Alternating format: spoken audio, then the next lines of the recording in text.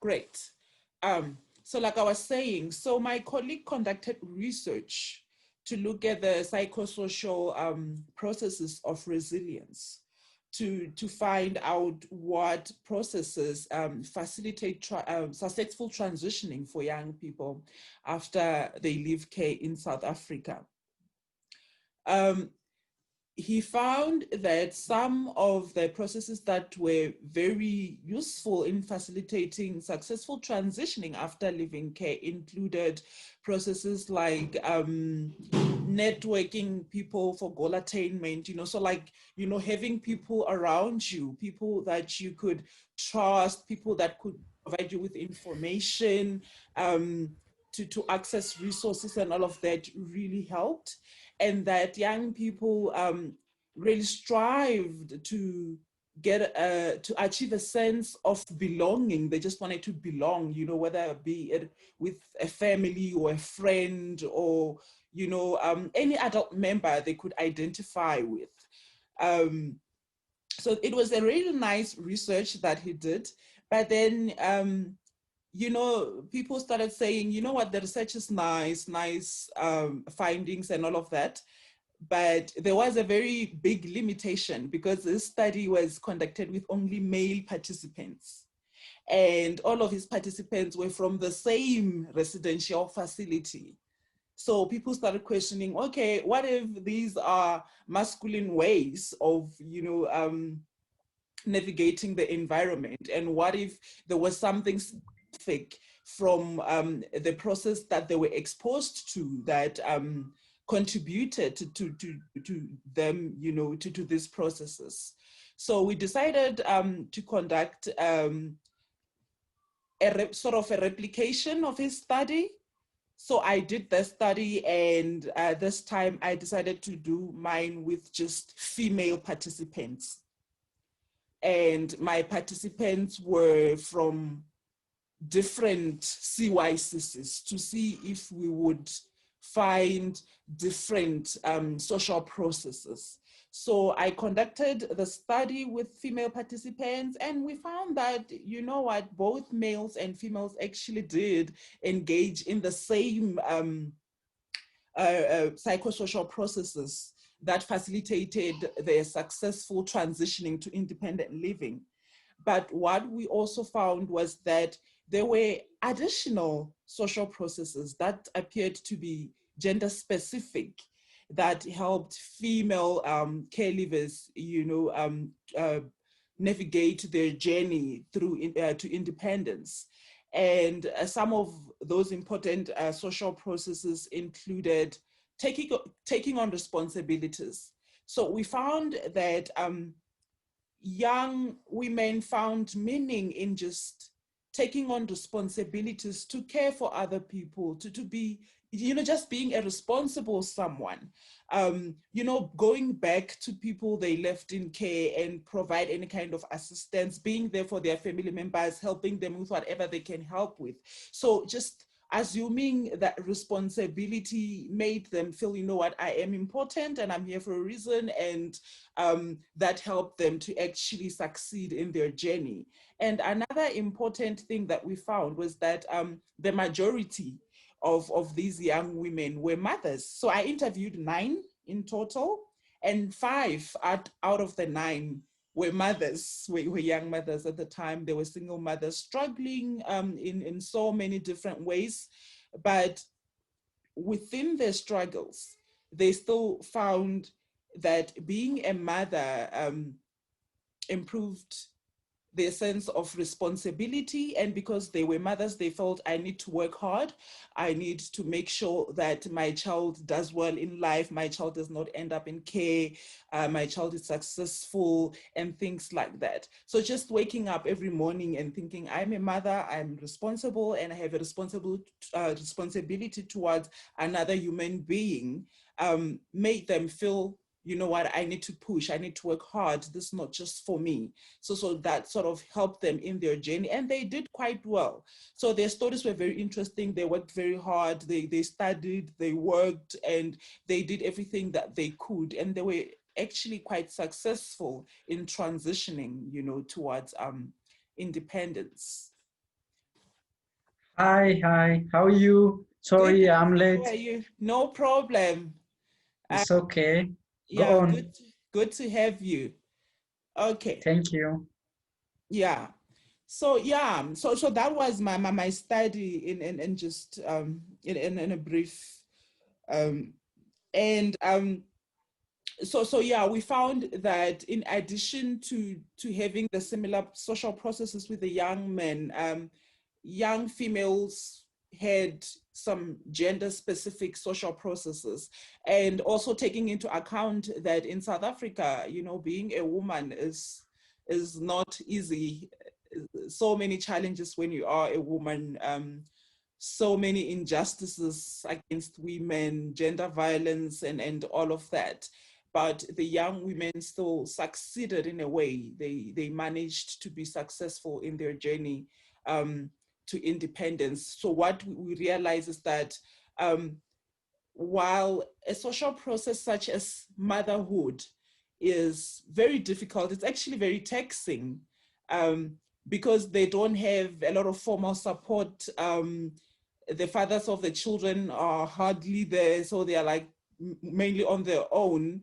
Um, it was not necessarily viewed by them as a negative, you know, experience. While they recognized that it was hard work, they needed to try to study and then take care of the child, or work and take care of a child. It actually also helped them to want to do well in life. So we found that it was quite a useful social process. And we've just published an article on that, the gender specific social processes. If you're interested, I can share that with you later on. Yeah. So I would like to hear from you if you have conducted maybe research that looked at gender differences.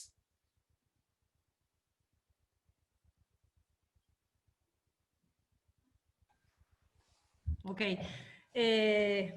Now we in Argentina, we are interested also in looking at these different gender differences in the transitions and in living care. We have not made a research, a formal research, but we have several workshops with young people in care and living care, and we also agree with these processes that you mentioned about women with more responsibilities with children in care, motherhood in the adolescent women that are still in care. But what we are hearing about them is that they need more support than men for the transition, because of all of those inequalities that they have, because they have to manage with all of these responsibilities. So they are willing to have more support than the others to deal with all of these obstacles. I don't know if you have achieved this at this point. Yes, that was one of the things that we noticed and we sort of recommended, you know, in our study, to say women appear to be needing more support, actually, even while they are still in care. So if you have uh, this program that you have, you know, for preparing young people for living care, take into account that when they leave, women are going to be faced with more challenges than men. And they're probably going to have extra responsibilities.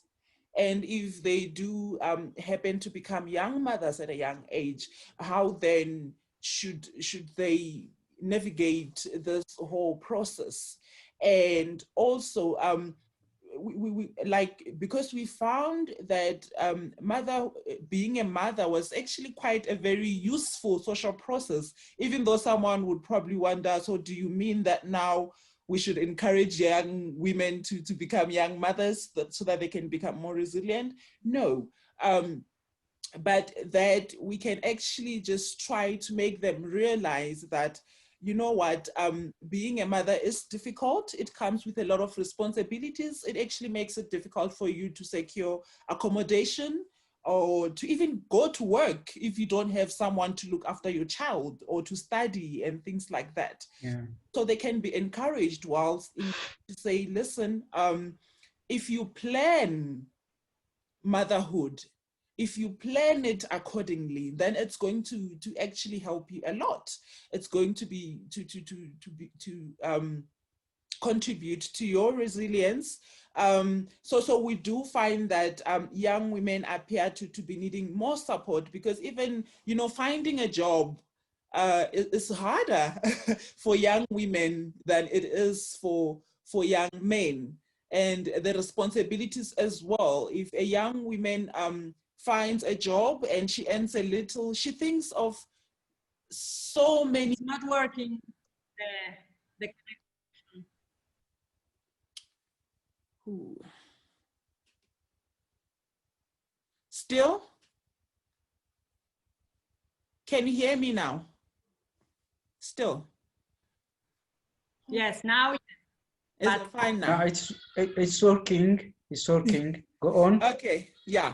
So I was, sorry. For example, if a young woman Yeah, it's working now. If a young woman finds a job and she gets paid whatever she gets paid, taking into consideration again that young women get paid a bit little compared to men, she still thinks of, there's so many people that she needs to share her salary with. So the extra responsibilities actually do indicate that young women do need, you know, extra support in care and in preparation for living care, even for when they have left care as well, because they appear to be faced with you know, extra responsibilities, and motherhood being one of those.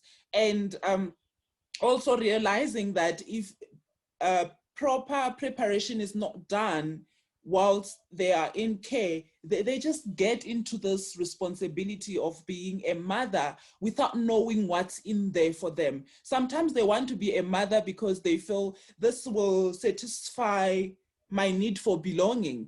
I don't have a family of my own. So if I have a child, this child is mine, is my blood. This child is not going to leave me. So they feel I'm going to somehow satisfy my need for belonging without taking into account all the other responsibilities that accompany, you know, the responsibility of being a young mother. Okay. Thank you so much. Shall I proceed Yes. to my presentation? Mm-hmm. Okay, thank you, Joyce. Sorry, I'm Anduamlak Takele from Ethiopia. Currently, I'm teaching sociology in the Department of Sociology at the Marcos University, Ethiopia. When I start my journey as a care living researcher, it starts with in my master's degree program. When I was a master's student at the School of Social Work in Addis Ababa, I have got the chance to do my field education course at Kachene Female Children and Youth Institutional Child Care Center. In that center, I have spent more than 3 months in the institution, and I have got the chance to know children's lived experience about education, marriage, employment, parenthood, and preparation to live care.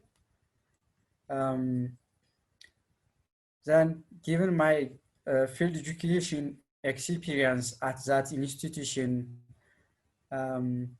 my motivation to do my master's thesis on caregiving issues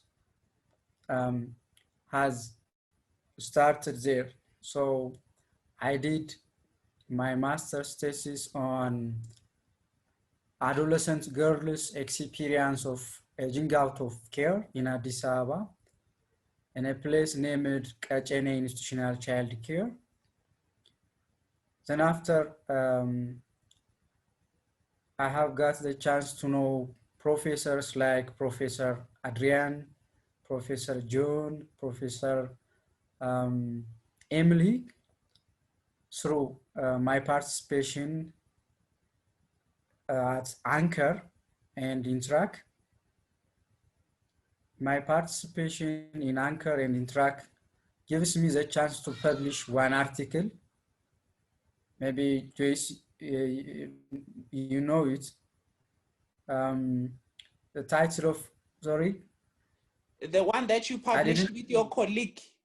Yeah. Yes. With my professor, Yes. Yes. Yeah. Then I'm still doing care living research as my duty because I do have a passion to serve vulnerable children like children in care. I'm also currently trying to get a PhD in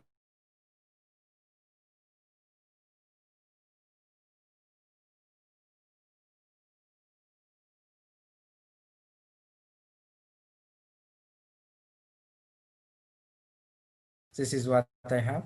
Thank you so much. If you have any question, you're welcome. Joyce, you can facilitate the session. Yeah, I was just trying to unmute. Is there anything that you'd like to share about, your view on the gender differences, between male and female care leavers in your context? Yeah, actually research on female care leavers in the world is not as such growing, as you know, and the only evidence that is available on the issue under discussion is my thesis and your research too, Joyce. And when we see the gender difference, there is a great difference between male caregivers and female caregivers.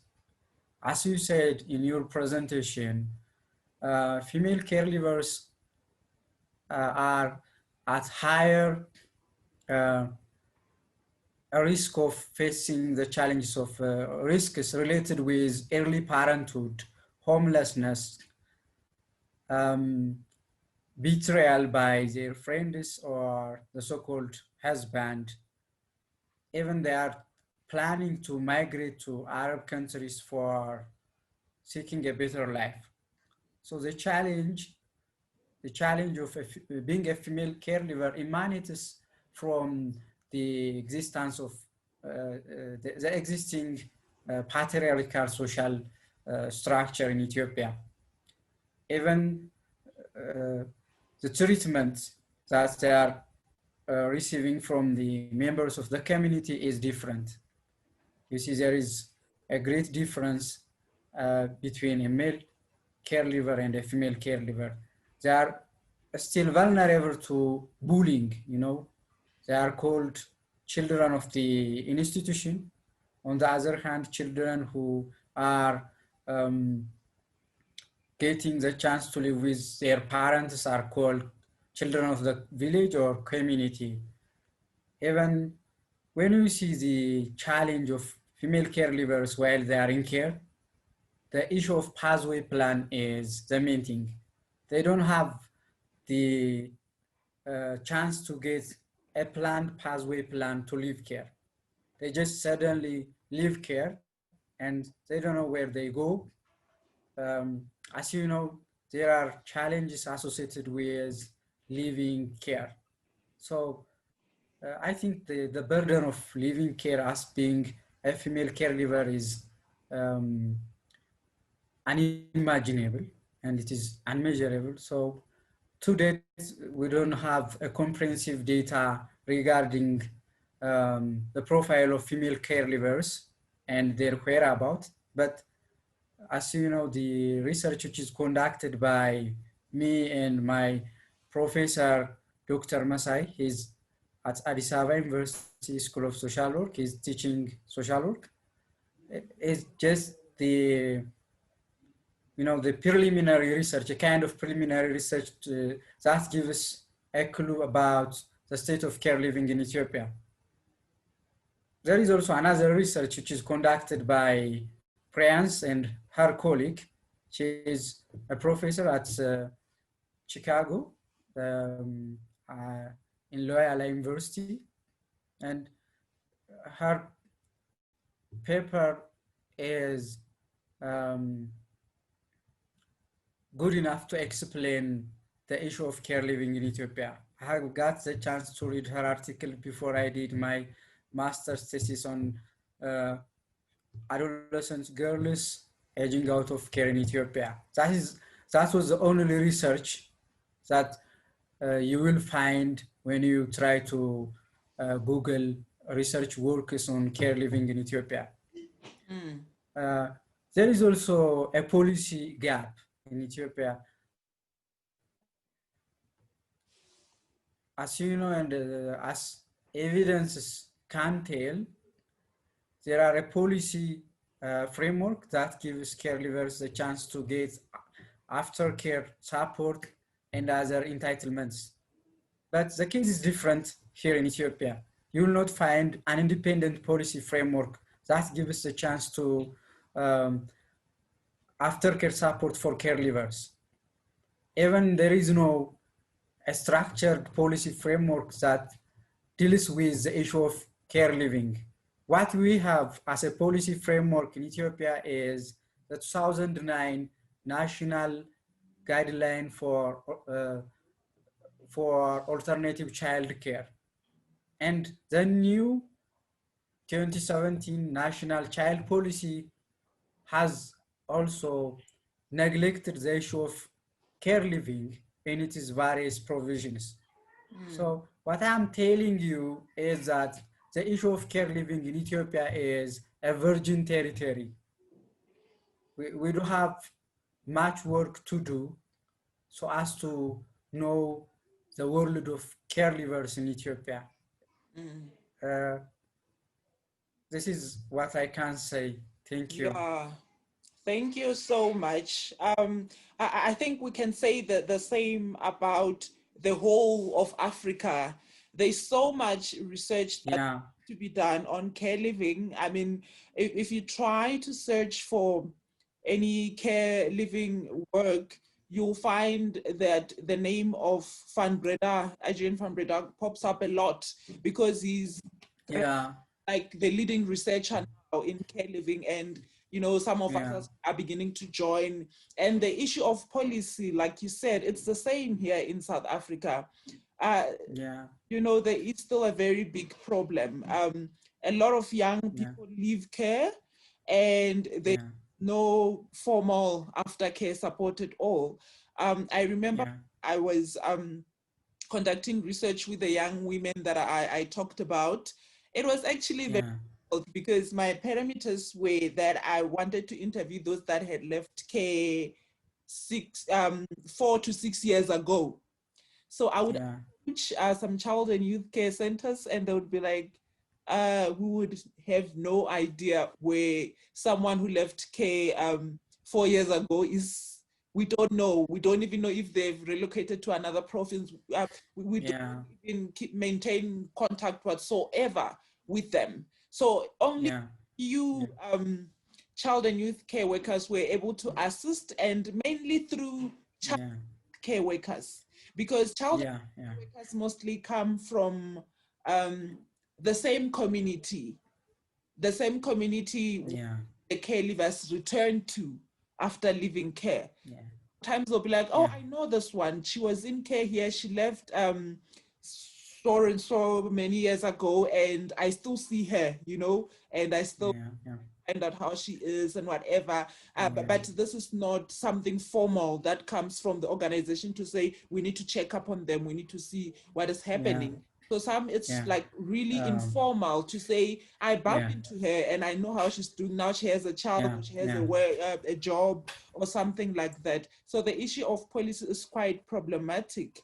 And I also now just wanted to ask Donna, because you are saying, even though you are not necessarily, I don't know if I understood you well. I think you said you are not, you know, writing or doing research at the moment, but you are conducting, you know, workshops with young people. Is that whilst they are still in care, or after, or both?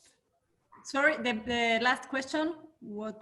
The workshops that you are conducting, is it the young people are still in care, or also after they've left care?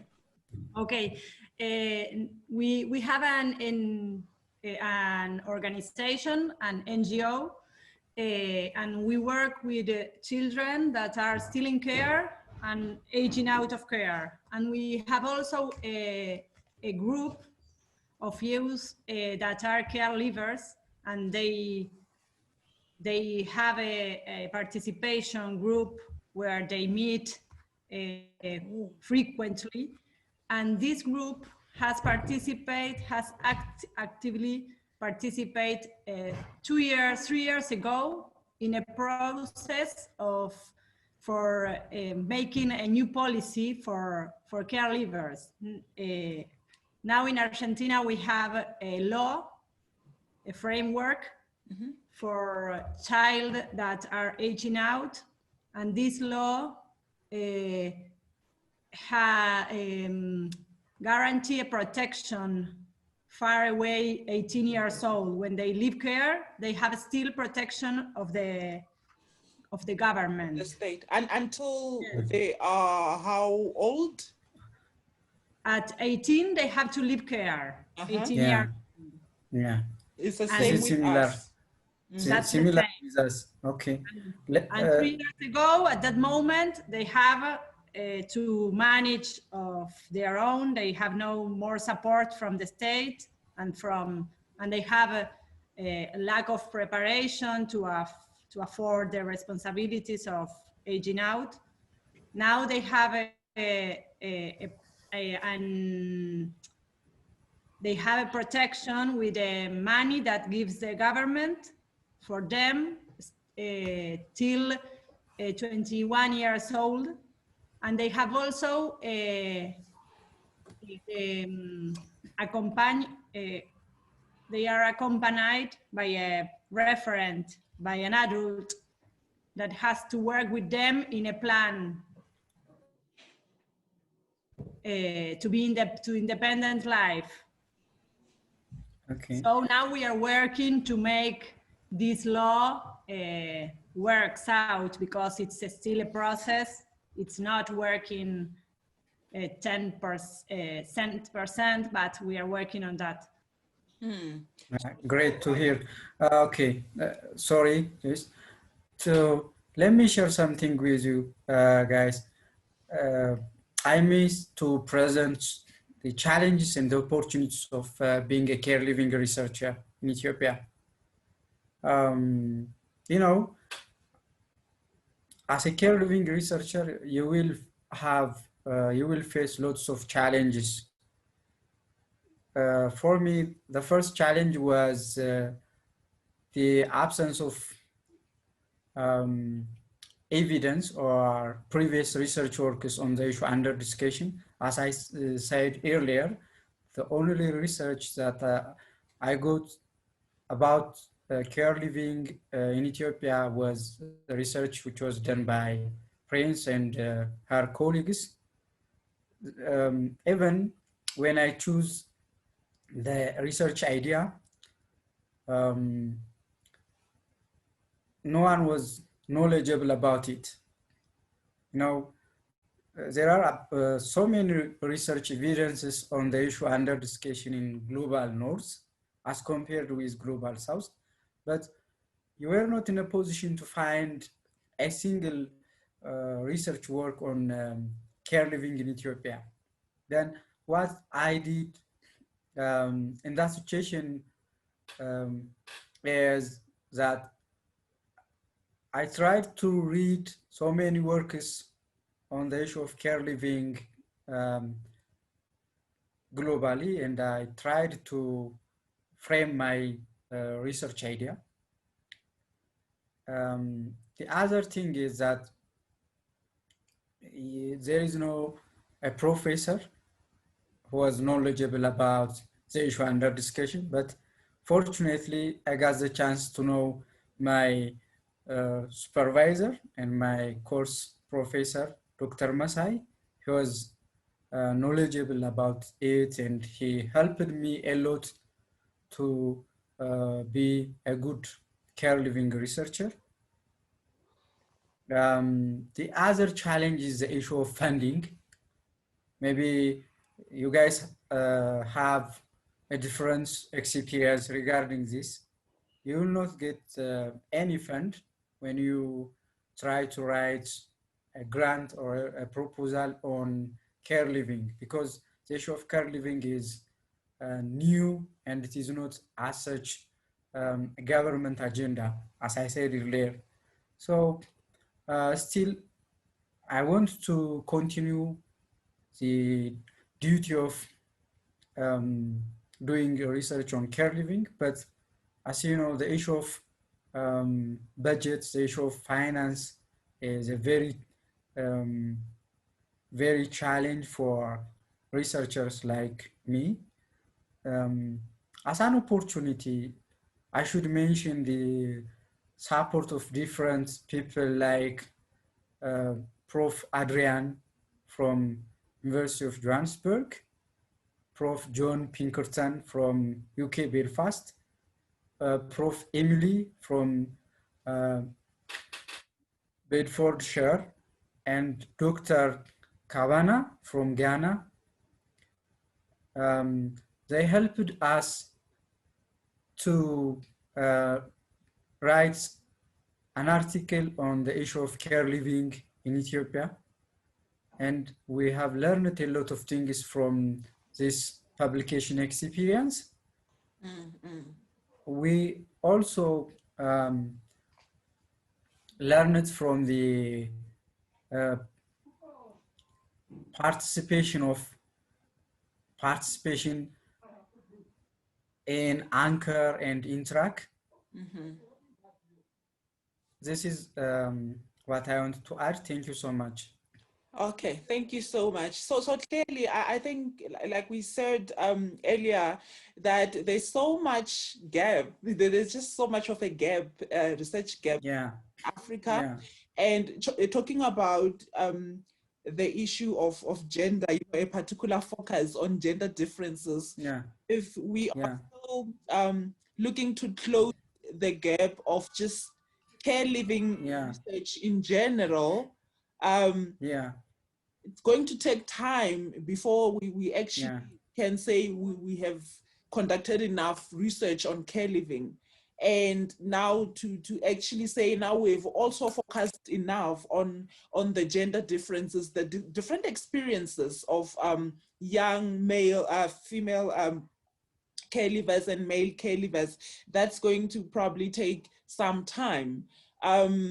I'm not sure if Dana, it's the same in your context, that you still have a gap, you know, in research on care living, or is it just specifically on just research that focuses on some, you know, gender differences to a certain extent? No, of course there is a gap in research about care living. In Argentina, there are very little research about this issue. We are an organization that are working on that, and we make research the subject, but and it's also deeper in gender, the gender agenda about caregivers.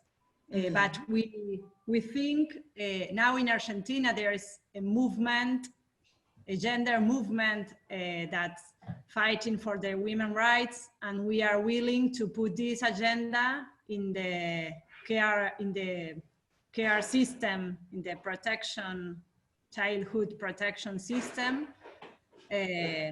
because the majority of the girls that are in care are victims of violence of gender. And we say in Argentina that the gender violence, the childs are the first victims of the gender violence. So the majority of the child that are in the system, it's because of gender violence, probably. So we think we have to put this subject in agenda. So gender-based violence is also a very big problem in South Africa. And in the context of young people living care, something we actually started thinking about in when we're working on our latest article is the culture. I'm not sure about how your culture is in your context. So in South Africa is quite patriarchal. You know, men are more important than men. And when you are a man, you are a provider, you take care of your family, you do this and that, and women are supposed to actually take on more responsibilities, which is actually what we found. Women are supposed to bear children, which is actually what we found. So if this is what they are taught in the community, this is what they are taught from a young age, then the idea of success, you know, during the transition between the young men and the young women is obviously different. So the young women obviously feel, okay, so I'm able to take on these extra responsibilities and I'm doing well. I am a mother and I'm raising my children well. So that to them makes them feel, I am successful, right? And when you are successful, you feel I can do more. I can just, you know, look for more opportunities and just excel in whatever that I'm doing. Whereas for young men who were taught, you know what, you need to be strong, you are a provider, you are this and that, the environment does not, you know, give them the opportunities to be the provider, to be the strong person that they need to be. And in those circumstances, young men may actually end up being very frustrated because now they cannot achieve their success if they are not independent, if they're not taking care of the women and the children, and they don't feel I am, you know, ahead, because that's what young men are taught from a young age in Africa. You are the head of the family or whatever. So when they feel I am not able to provide, then what does it make me? So that also affects, you know, their sense of feeling that they are successful when compared to the young women. Yes, that's why we said also that the gap in aging out of care has also to do with the lack of preparation and a gender perspective in the care, during the care. What we see is that a lot of problems in aging out has to deal with the lack of preparation during the care. And we think we have in Argentina, the care is mostly residential. There are no family care for children. The system is mostly residential institutions, not family. Oh, so that's actually it's a bit different from what we have here in South Africa. Yes, we do have residential settings, but now more family care. So for example, if I die, the government allows my sister or my aunt or whoever in the community to foster my children, and they become a foster parent to my children, and the government gives them some allowance every month so that they can take care of their children. So in a way, they are actually trying to sort of run away from the institutional care way and get children to be raised more in a community setting. And in those circumstances where a child cannot be cared for in the family, either because there isn't anyone willing to take care of them, or they have specific issues that actually make it difficult for them to be in a community setting, then they go to residential care. But when you compare the numbers, we actually have now more young people in the community as opposed to residential care. And I think this was quite helpful because in past years, we had a very big problem with so many people dying from HIV/AIDS.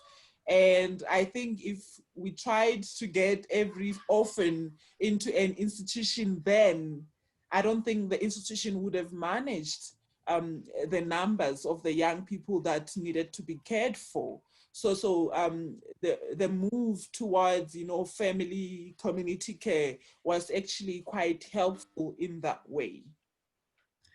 Okay. Now in Argentina, we have most 90% in residential care. Oh. So that's why I said that there is a big problem with the type of care they can bring to the child. And in that spaces, it's very difficult to work with the gender perspective, gender education. In the residential care, they prepare boys to work and girls to be at home. So that's a big problem for the aging out care, because they are prepared to work and the women are not prepared for nothing. So we have to make a big work there. So the cultural issues are sort of similar, in many contexts where we have, males being prepared for a different role in the society, and females are being prepared for a different role. And you find that by the time they leave care, what they find outside is actually different from what they were taught inside. I'm not sure if you also have something similar in your context, Andu. Yeah, I do have.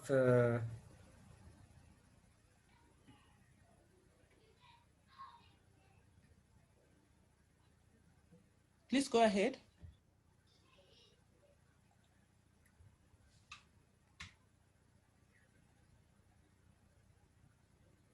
Okay. Can you see the slide? Sorry? Can you see the slides? No. Yeah, we can see it. Yeah. We can see it now. Okay. Yeah. Okay.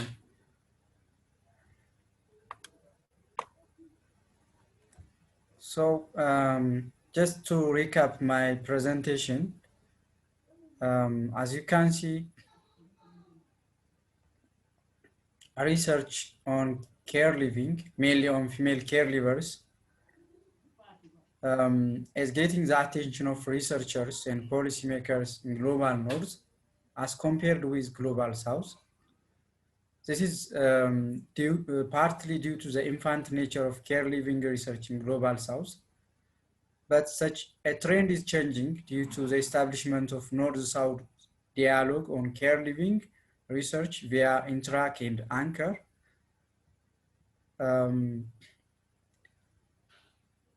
When you see the context, also much research work has focused on living care outcomes and policy issues in general. Research that exclusively focuses on living care and gender difference are hard to get. To date, research work is done by Takele's MSW thesis on transitioning to adulthood examining aging out of care experience of adolescents. I'm sorry, Andrew, can I please interrupt? I'm sorry. Okay, I noticed that we have run out of time. We need to return to the plenary. Okay. So can we share our email? I think you already have my email address, and you can just forward the presentation for me. Can Okay. you also, share your presentation with Donna? There's an email address. I put my email in the chat. In the chat, Okay. yes. So you can also forward the presentation to her, and we can just then maybe just try to wrap up so that we can go back to the plenary, because we also don't want to miss out on what is happening that side. Of course. Okay.